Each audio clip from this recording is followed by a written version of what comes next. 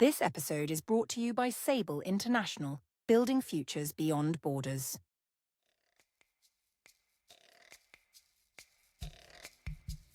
Welcome back to the Relocated South African. Today's guest is maybe someone who doesn't fit the typical expat mold.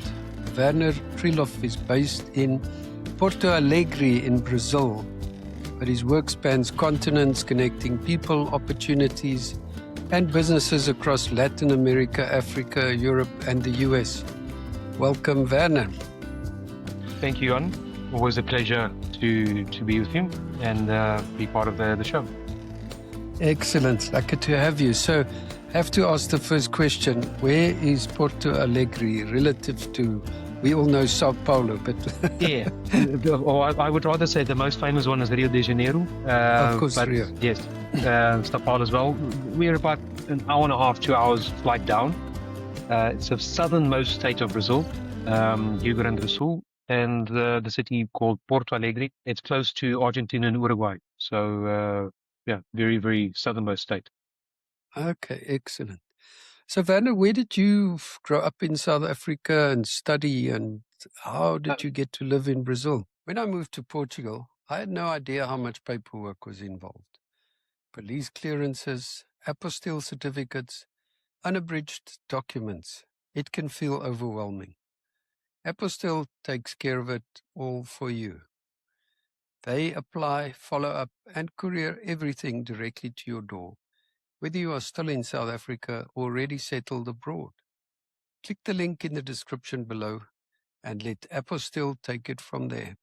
I'm a Free State boy, actually. I was born and bred in Viljoenskroon, in Mililand, in South Africa, and stayed there until 21.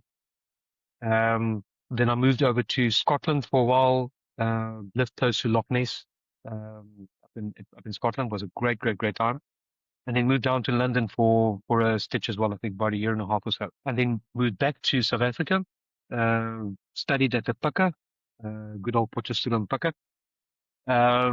With my degree, postgrad and master's there in management accounting.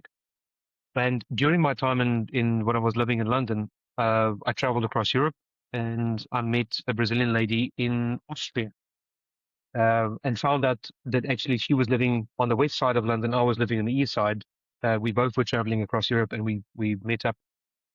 And then I think 2 weeks after the trip ended, we met by chance again in a bar in London.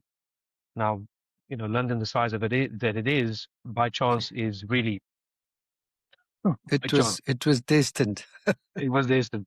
So that was 2004. And after a couple of years, going back and forth, she actually lived with me for a year in Potchefstroom as well. She ever so kindly said, now it's your turn, come to Brazil. So 2008, we sold everything in South Africa and then moved over to Brazil. Now, at that point in time, I think I could say, good morning, good afternoon, give me a beer, where's a bathroom, and give me a kiss. That was my Portuguese. The basics to survive. Now it's much better. Now I can actually speak Portuguese, Spanish, and I've got two kids, half Safa, half Brazilian. That's here as well.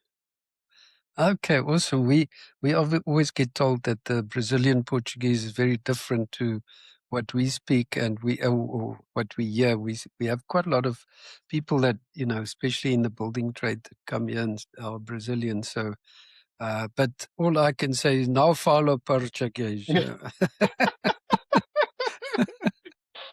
Because I unfortunately didn't have that luxury. Either you had to learn it or you had to learn it. That's yeah, no, I guess, and where we are in the Algarve, everybody speaks English. So yeah. That's actually one problem that there is in Brazil and business in general is I think the population size that speaks English is a couple of percent. I think 3% or 4% or something like that. It's still a couple of million people if you look at the population of 220 million.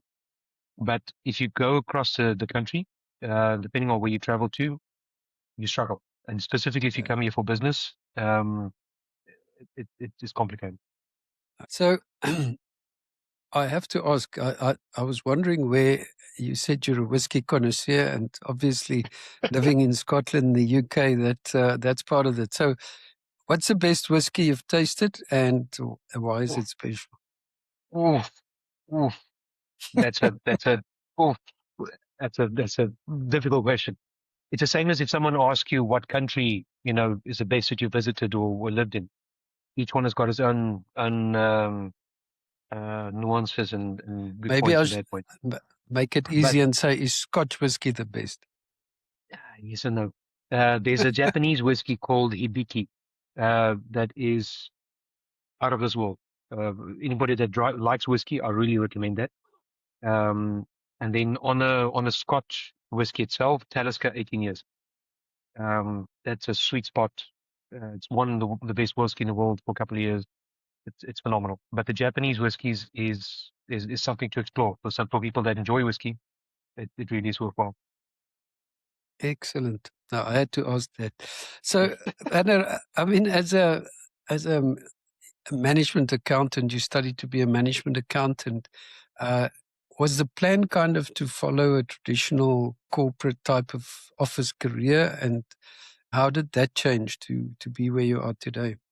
So yes, I did a CA first, and then from there moved over to management accounting. And the idea initially when I moved through to Brazil was to work in the accounting field. I started working for a Brazilian audit firm. And at that point in time, since I couldn't speak Portuguese, they literally hired me, put me in a corner, and just said, "Find something to do." So it was me with a little dictionary, trying to speak to people and trying to find my way. I think out of the 150 people, two spoke reasonable English. So it was a bit of a challenge. But after 2-3 months of just finding my way around the place, they were part of an international association, and I went to the board and I told them, listen, I might not speak Portuguese, but I know accounting and I speak English. So why don't we create an international desk? Why don't we create a department that focuses on helping foreign companies come in? And we created the department. They sent me on a European tour a couple of months later, and I was able to get our first clients to come into Brazil.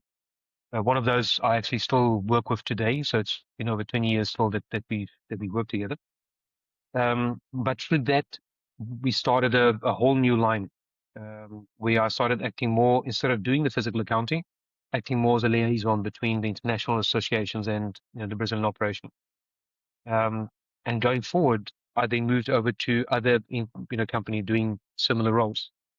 But the more you travel and the more go between continents, the more people come to you with, can you help me with this? Or, oh, you're in Brazil. Do you know, can you get me coffee? Can you do this? Can you, I want to export so-and-so to Brazil. How can we do that? But being inside a company or a corporate structure, you have the service offerings that you have. So as an audit firm, you offer audit or tax or whichever. And that was in the back of my mind the whole time of, there's a lot of opportunities, but we can't take all of them. We need to look them at the door. So in 2013, I said, let me give us a go. I opened up my own consulting firm where I was then able to still provide services for some accounting firms in Brazil, but then expand into other service offerings. So we started to doing agricultural exports from Brazil to Africa and the Middle East. We started doing some other consulting work, business trips, etc. From Africa to here or from Brazil to Africa. Then in 2017, we opened up Open Road Investments because then other opportunities started appearing as well. Open Road has got 3 verticals, startups. We actually did 2 exits now at the end of the year, and we closed that department. Renewable energy, buy side, sell side of renewable energy operations in Brazil and Latam, hydro, solar, wind farms, everything else, and M&A mid-market for the Brazilian market. And then 2018, with my connection with the international associations, one of the people that I met in 2009 in Barcelona created his own association in 2012, Abacus Worldwide, which is a global association of accountants, lawyers, and auditors. He reached out to me and he said, "Hey, are you in Brazil?" I said, "Yes, I am." He said, "Don't you want to take on the role as LATAM director for the association?" I said, "Okay, sounds interesting." And in 2022, over the last couple of years, I think I've been to more than 16 African countries for business trips and business missions, etc. In one of these missions, I met one of the board members of Afro Chamber, which is a chamber of commerce that connects Brazil to Africa. And we got into discussions, and they said, "Yeah, since you already do a lot of business with Africa, don't you want to get involved with us as well?" So at this point in time, there's a number of different hats that are on there. The accounting, I've never actually done an accounting entry in my life, but it serves as a basis, for everything else that we do. So with the startups, to be able to understand how the business operates, how the finance works, everything else. On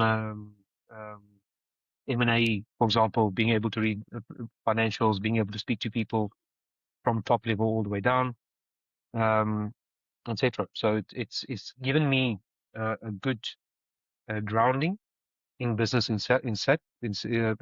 But yeah, I realized at a very early stage in Brazil, it's much easier to contract people here to do the physical accounting itself rather than to do it. And I focus on the business aspect of it. Okay. And which African country would be the biggest in terms of trade? Is it still South Africa, Oh, between Brazil and Africa, or? yeah. Yes and no, because it depends on what area. So, I mean, when people ask me about Africa, I normally say the easiest route of entry is always South Africa, because of culture, structure, organization, tax-wise, everything else. But there are a couple of other countries now that Brazil has got very good ties with, and depending on the industry. So, for example, we Ethiopia, for example, with cattle, um, or Senegal and Ivory Coast with cacao. So it depends on the different country. But Mm, and Africa, the continent, the moment you start traveling it on a map, it looks small, but it is huge. It it's is massive. massive. Yeah. And it's very different you doing business with someone in Senegal, or for example, than doing business with someone in Tanzania. Um, Oh, Cultures really? are different. The region is different. So yeah, but Brazil is looking at the African content very sharply, from government level all the way to private sector. I mean, we're working now with companies in the energy sector, in the mining sector, or in agriculture, expanding from Brazil to Africa and it's different regions. So Well, there's a lot of opportunity. excellent. And just just thinking about doing business in Brazil versus South Africa, is it very different, the environment? Yeah, yes. Brazil. I've got this internal joke, and Brazilians, excuse me, and any South Africans that hear this as well. But people normally ask me, now, what is the cultural similarities between Africa in general, or South Africa and Brazil?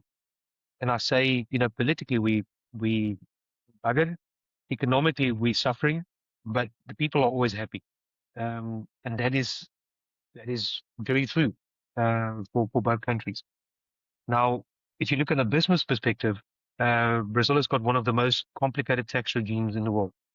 Is really, I think Brazil and India, if I'm not mistaken. So it's complex, um, but you've got a massive market. So the moment you can get into Brazil and you can set up everything correctly, you've got more than 220 million people that you can access, and it's a strong economy. So, um, and then to jump from Brazil, for example, to Chile, Paraguay, Argentina, Colombia, it's reasonably easy. Mm. So it's a good door of entry into LATAM and such. But it is complicated. Not a easy market. Okay. And I mean, the one thought, you know, for the podcast in terms of immigration, it's not a sort of obvious destination for immigration from South Africa, but yet it seems like it's a great place to live. Would you? Why would you say people don't immigrate there? I think they do. For example, so we have a WhatsApp group in Brazil called South Africans in Brazil, where I think we have more than 55 members already. So there is a bunch of South Africans here, and I think it's people know about it. I mean, Brazil is famous globally for soccer, for meat, for samba, everything else. But more people are looking at it, and a lot of the people that I know that have come through here is normally been because they married either Brazilian woman or guy, and through that have moved over. But it's a nice country to live in if you speak the language. Okay. If you don't, and if you live in a region, Sao Paulo, Rio, wherever, where you've got a good foreign support, then it's okay. But if you don't, if you live maybe in the countryside or so, and you do not speak the language, it's complicated. My first year and a half here was an absolute nightmare. But once you get the linguistics and you understand the culture, amazing. They are similar to us in a sense that there's a saying in Portuguese: you lose a friend, but you never lose a joke. So if the opportunity is there, you have fun and you joke with it, even if you're going to get your friend a bit, a bit pissed off with you. But Yeah. it's a fun culture. It's nice people. Okay. I was going to say, I mean, you've already answered the question that it took a while to adapt, and mostly because of the language. But just generally, what's life like there? Is it similar to South Africa? It's very similar and depends on the region. So, for example, Brazil is a continental country. For us, for example, to fly up to Sao Paulo is about an hour 45. And then from Sao Paulo to Manaus, which is the capital of the Amazonas, is another 4 hours. And you're still in the same country.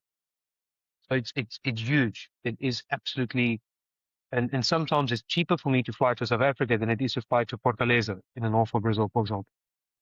So it depends. I've had the pleasure and the honor to be. I've been to I think more than 20 states across Brazil, and it's very different. The northeast, the culture is very different to the southern regions, for example. Or Manaus is very different to some of the coastal regions. So it depends. The region that I live, they love their barbecues, the Braai, the churrascos. The people are very open and very warm in receiving you, which is again similar to South Africa as well, and very creative. They find ways of surviving and of making things work, which is for the companies that work in IT, for example, Brazil is phenomenal because the programmers think so outside of the box. It can get complicated for people that try and find ingenious solutions to not pay taxes and to do the wrong thing, but the creativity is there. So it's a nice country to live in, definitely. Excellent.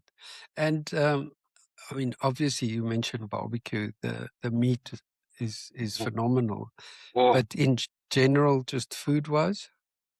Food-wise, again, it differs from region to region. So we, for example, you've got black beans and rice, which is a staple food reasonably across Brazil. But then if you go to Rio de Janeiro up in the north, it's more of a brown bean or a white bean. In the northeast, a lot of spice. Not like us with a piri-piri that has a taste. It just burns. But it is much more spicy than what you would eat in the south, for example. So each region has got its own type of food. The food in Minas Gerais is phenomenal. It's very heavy, but it's amazing. And in regards to the meat that you mentioned, I had my sister and my brother-in-law came through to visit a couple of weeks ago. And in Brazil, normally, for example, in the southern region, when we do a braai, we just put salt. There's no pepper, there's no olive oil, there's no spices, there's no anything else. Because the reason is you want to taste the taste of the meat. Each cup has got its own taste. And that's always amazing, for example, when my sister was here, for them to experience it and go, it's the same animal, but just by having a different cut, it tastes completely different. And that's something that we Wow. don't in South Africa. We normally have, marinade, everything else, which is amazing. And a lot of the times when I do braais for Brazilians here, I mix in biltong spice and I do some crazy things. So the first reaction is, oh, bless me, you didn't use just salt. But when they experiment it and they try it, they actually quite like it. So, but it really is, um, it's very good, the food here. It's interesting because we've got a South African steakhouse around the corner from us, and the guy imports all his meat from South America because he can't import from South Africa because of With a foot and foot mouth. and mouth disease. So, but the meat, I mean, the cuts and the prime, Phenomenal. the ribeyes, Yeah. it is really, really excellent. One of the things that people who immigrate always talk about is just physical safety. What's it like where you are? Again, it depends. It's similar to South Africa, but I think depending on which city you stay in, it's more relaxed, and as well as which regions you go to. So, for example, my sister lives in Pretoria. Depending on where I am in Pretoria, I'll walk around during the day, go a couple of blocks to go to a shop or whatever. At night, I won't. I'll take a Uber and I'll go from one place, or take a car and go from one place to the next. Brazil is similar to that. So Porto Alegre, for example, where I live, there's certain areas where it's reasonably safe up until about 10, 11 o'clock at night. After that, I would recommend, take a Uber or take a car home. And Sao Paulo is a bit more complicated. Sao Paulo and Rio specifically. So there's certain cities that is much more, you need to be much more aware. But it's normally, South Africa, well, I lived in Pretoria many, many, many moons ago. In the space of, I think, 2 years, our company was on drop twice. Our house was on dropped 2, 3 times. So I had personal, experience with crime, etc. in South Africa. Whereas here, I think in 18 years here, I think there was one assault. That's it. So there is issues. You need to be aware, as in any other developing country as well. But normally it's more just to rob something from you, is not to kill you. So yeah, it's And they stop you, and put a gun, give me all your wallet, your things, you give, and they go. and in terms of corruption and policing and that kind of thing, because that seems to be a big problem in South Africa right now. What is it like over there? So corruption is something. Brazil had a couple of international scandals over the last couple of years. Unfortunately, on the political level, on a high level, there's corruption is massive, which also increases the cost and the complexity of doing business in Brazil, because there's always someone who's looking to get a cut, some way, shape, or form. There is improvements. There has been massive improvements with this over the years, but it's still complicated for people to go or to come into the country to do business. And the policing, it's again also depends on the region. So you've got certain regions and certain cities where, I think it's Goiânia, for example, there's got a zero policy. You do anything there and you get caught, you're in very big trouble. And then there's other states where you get a slap on the hand and you walk away. So it depends again, because it's a big country. But you are, for example, you do see, if you call the police, they would normally show up reasonably quickly. So it's, and again, when you, for people that think, for example, to come live in Brazil, reach out to me at some point or whichever, but it's always good to get a better understanding of where you're going to live, what you're going to do, and each city has got its own neighborhoods, which is going to be more recommended or not, safety-wise, etc. Okay. And Werner, stuff, these are questions that come up, from people thinking about immigration. What about healthcare and schooling? So in Brazil is one of the few countries globally that's got a total public health system. It's called SUS, SUS, and it actually works. So, there's it's an integrated system, covers the whole country, quite nice. On the private health side, very good systems. So if you've got the finances to pay for that, the majority of people do pay, but very, very good. There's a lot of people that do medical tourism coming into Brazil. So depending on what they need to have done, they come in, fly in and do a fly out, specifically Americans. And schooling is very good. It's very, very good. Again, depending on which region you live in and what you do. So, for example, my kids, we went to Maple Bear, which is a Canadian school. So, dual Portuguese English. So there is a lot of international schools here. The universities are quite good. So education-wise as well, it's definitely not bad. Only thing there again is for universities and things like that, you do need to speak the language. There's not something that for small kids, there is normally international schools that they can do in both languages. But for the universities, etc., you do need to have fluent Portuguese. Sure. And, if you're thinking of coming to Brazil to not just on a holiday, but to come and live there, how difficult is it with red tape and so on to get a work or residence visa? It depends on your qualifications, and it depends on, there is a couple of options. So the majority of the countries now offer like investor visas, golden visas or things like that. So if you've got the funds, there's ways of coming in reasonably easy. If you come for on a work visa, there's a number of hoops and that you need to jump through. But there is specialized companies that help with that. It is a process that takes some time. Brazil, similar to Portugal, I don't know if you've experienced that before, but we say Brazil is the daughter of Portugal. And you see that in regards to bureaucracy, because we have a saying that the Portuguese always say that if you can do something in 2 steps, why do it in 1?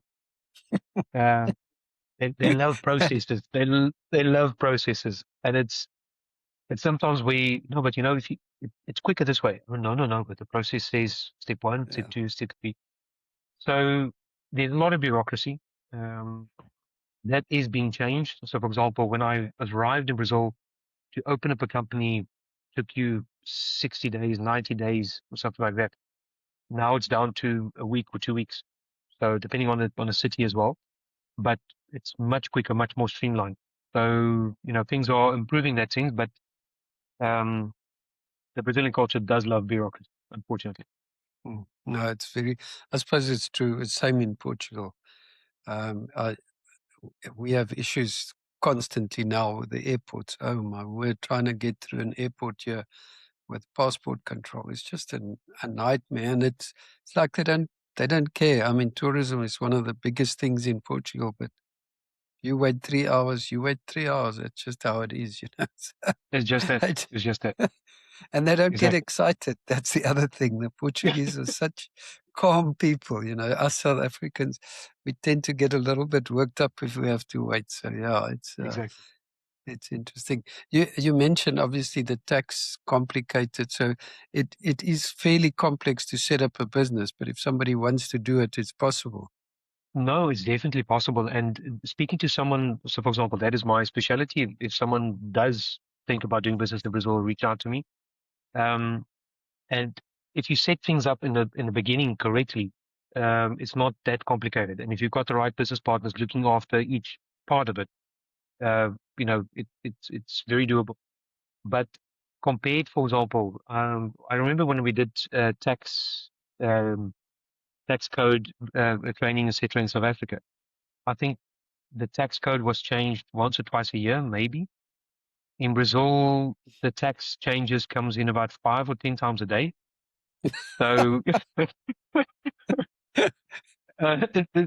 it's nuts. It's nuts. So for you to keep track of that, I mean, if you come into the country and you say, you know what, no, I'm going to do everything on my own because we do it in many other countries, good luck to you. Not going to work that way. There it's good to have your specialist people that look after that, take care of it, and they focus on all of these changes and just give you the highlights rather than you trying to reinvent the wheel. It's not going to work. Mm. But the country is going now through a very big tax reform. It's still a moving target, so we're still going to need to see how things actually work out in the end. But it should streamline things a little bit, which for the day-to-day of an accountant or a tax specialist this side, it's going to make life a lot easier. Mm. Just from a personal perspective, if you think about, living in Brazil versus South Africa, what would you say is the biggest sacrifice you've had to make? Oof. First and foremost, being far away from the family. My parents are still alive, and both my sisters still live there. I have the possibility where I go back to South Africa maybe 2 or 3 times a year, so I still get to see them. But it's a cultural change. There's similarities, but it's different. And if you adapt and you embrace the language and you adapt and embrace the culture, which I think is similar if you live anywhere else in the world, if you can adapt and feel part of that culture, it's a great place to live. It really is not bad. And I joke nowadays with people. I say I'm 60% Brazilian, 40% South African, just because I've thrown myself so much into the local culture. But that helps. That helps. But we do. I mean, you miss. We get together a couple of South African friends, for example, in Porto Alegre, and have a beer and just talk in Afrikaans and joke about history and how things and past and whatever, and that helps. And even with the WhatsApp group, we normally, I think, once a week, the conversation goes on to, we've got a new recipe for a milk tart, or who's got a recipe for a koeksister, or because those are the things that you miss. Someone found the other day a Kit Kat, a mint Kit Kat, and it tastes apparently like peppermint crisp, and everybody went ballistic. Where do we buy? Where do we get it? And it's beautiful to see things like that. We adapt to the country that we are in, but your heart will always be South African, always. Absolutely. People have said that they feel more South African now that they live abroad than they did in South Africa, which I find it's quite an interesting concept, but it's true because, we're just South Africans. There we're parts of different and diverse groups, so maybe it's easier when we live abroad. I think the thing that the comment that you made now about embracing the culture, I think that's so important. And maybe it's better not to have a lot of South Africans around because, you think about the South Africans who go to Australia, New Zealand. I'm not saying it's a bad thing, but it's a soft landing, as they call it, when you've got big Facebook groups and lots of people welcoming and big braais and so on. The one thing that we've found is not every South African who has immigrated is necessarily going to be my friend because we have different values. We maybe have got that in common, but that doesn't mean we're necessarily gonna get on. So I think it's a very interesting observation. Embracing the culture, because that's the other thing I find, and I don't know how many Brits you have in Brazil, but they love going to their English pubs and their Irish pubs and they watch soccer and they just don't become really part of the furniture here because they can go back for a weekend. And I think this, that's the one thing I find also about South Africans is when they move, it's such a long distance away. They have no choice. Yeah. And you're going to be very unhappy if you don't embrace it. So that's very good advice. But on that sense, Jan, what I want to make a comment that this is for anybody that thinks of immigrating anywhere in the world in the future. This is something that helped me a lot when I arrived here.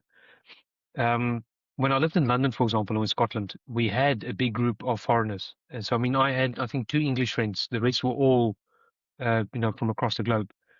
But when I got to Brazil, I think my 2nd or my 3rd year here, I was invited to go to train a rugby team. And I started getting involved with people, out of the rugby guys, I think one maybe spoke English. And getting involved in that world and finding a sport, local sport, and making local friends, just opened so many doors, just to help me connect and just help me understand the culture. And in the beginning, they joked a lot to me with the linguistics, but that helped me to train as well. And then a couple of years after that, I bought a motorbike and started doing motorcycle trips with Brazilian friends, which again also connected me to local friends and gave me access to the local culture. So that to me would be I mean, if I ever move again now to another country, that will be the first thing I would do. Find a local sport, get involved where you don't have a lot of foreigners that can, give you that soft landing that forces you to connect with the locals. Or find something else like motorcycle or, some activity that you can involve or get involved with the locals and that you're forced to speak, connect, understand. Um, and through that, it helps you to make the connection quicker and it helps you to adapt quicker as well. I think that's such good advice, because I always say, because you speak funny, people aren't going to come and look you up. You're going to have to put yourself out there, and often in families, people get depressed and, it's sometimes difficult for the wife because the husband's working and so on, but you've got to get out there. So you've got to go to the park and see other people and just be there. I guess on that front, with your wife being Brazilian, it was easier for you guys to adapt to living there, like for you living in South Africa. So it wasn't really anything difficult for her moving to Brazil. No, for her, because I mean, we came through to her family lives in this region, so for her it was difficult for her to adapt to Potchefstroom, but her being there, she got a very good understanding of how South Africa is, which has helped us on this side as well.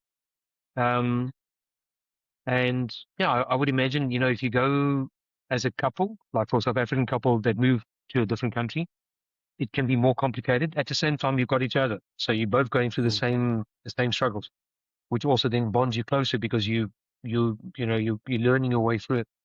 But in this case, she helped me quite a lot, extremely in the beginning, to be able to adapt and understand. Yeah. And Werner, just another thought, cost of living wise, what is it like over there? It's more expensive. It's definitely more expensive than South Africa, for example. And if you pay a reasonable amount of taxes, and similar to South Africa, not all of that comes back. So it's it's an expensive country, but there's ways and means that you can streamline your taxes. At the same time, there's also places that you can work for that you can really make some good money here. Again, because you've got a very big market. So if you come over as an employee, a lot of Brazilians are now working for foreign companies, US, Europe, etc. And a lot of foreign nationals that reach out to us to do their tax returns and things like that. They set up here, but they receive in dollars or they receive in pounds or whatever. If you have a setup like that, then Brazil is phenomenal. Then it's not that bad.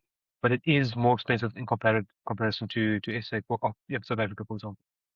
And compared to the UK, for instance, just restaurants and buying a beer and a coffee and so on, that's always interesting to compare. The UK, your money normally goes further. Let's put it this way. So a minimum salary in Brazil is, I think, 1,500 reais, which will be dollar terms about $300, if I'm not mistaken. Wow, that's low. It's low. And I mean, with that, you don't survive.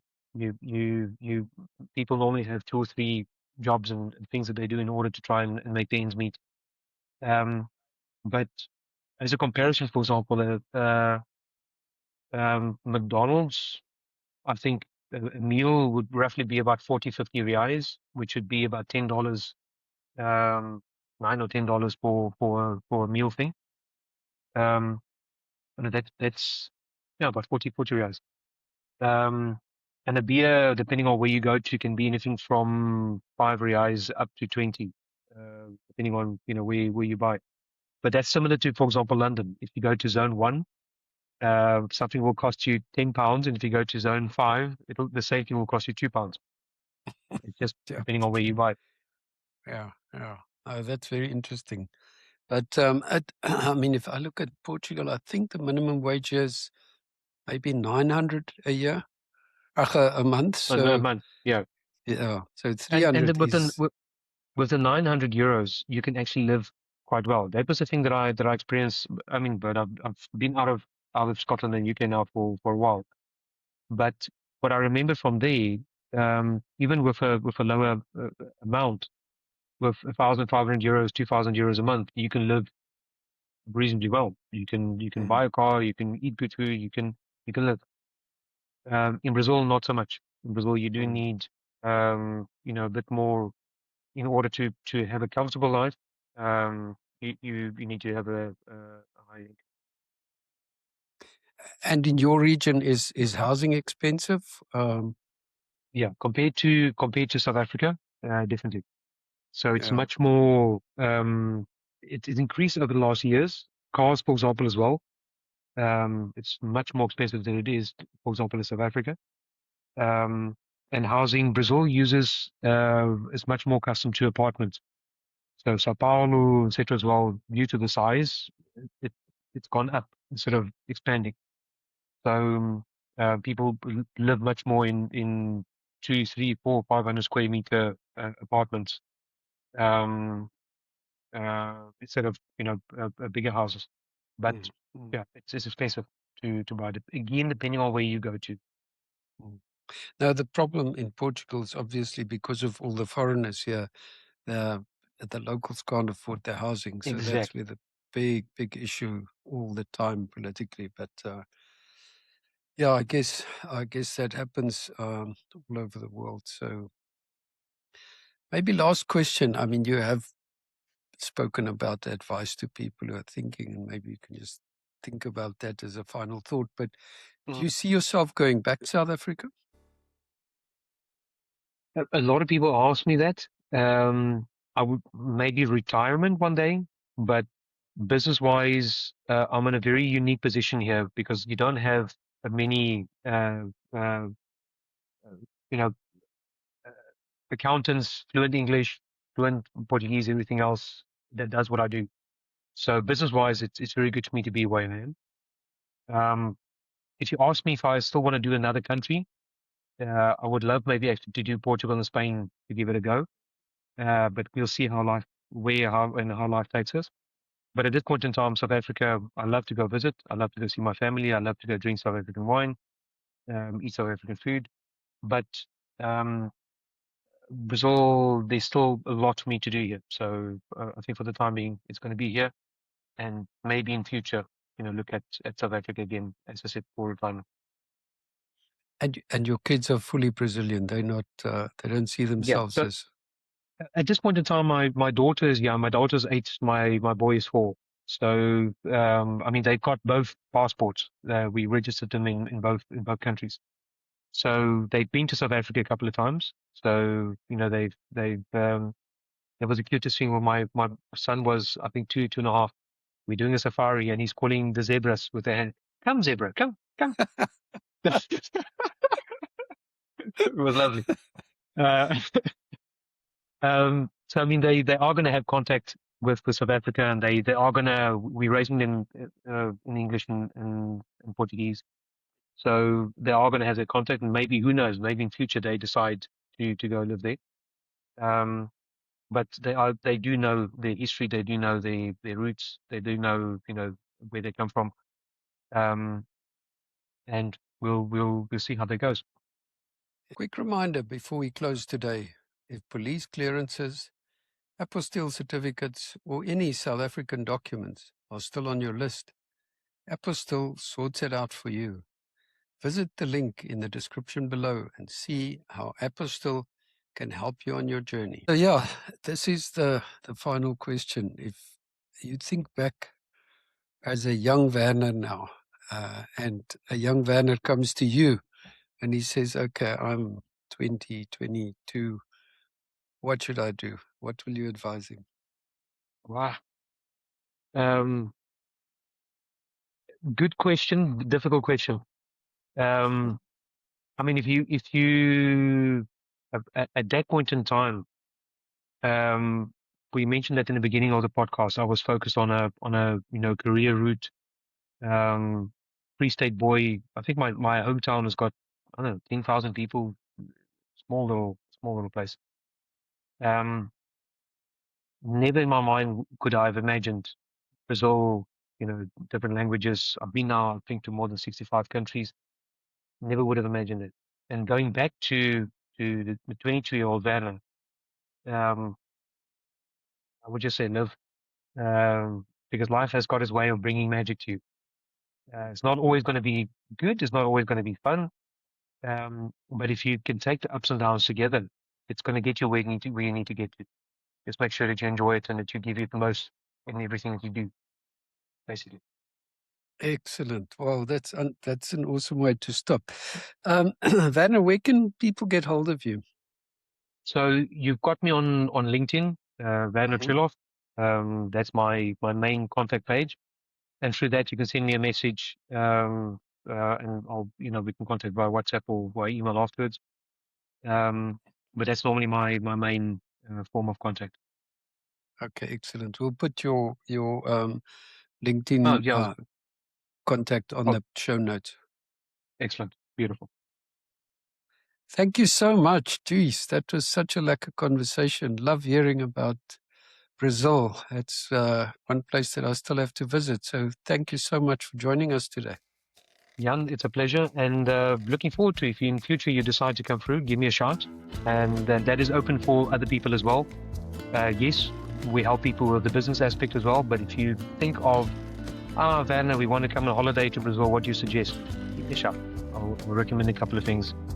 I love to show people South Africa, and similar on the same side as well. I love to show them Brazil and let them experience this wonderful country. Awesome, man. Thank you so much. And to our listeners, if this episode resonated with you, please consider sharing it with someone who might enjoy the conversation. You can find more episodes of The Relocated South African on your favorite podcast platform, or visit our website at relocatedSouthAfrican.com. Thank you for listening. See you next time.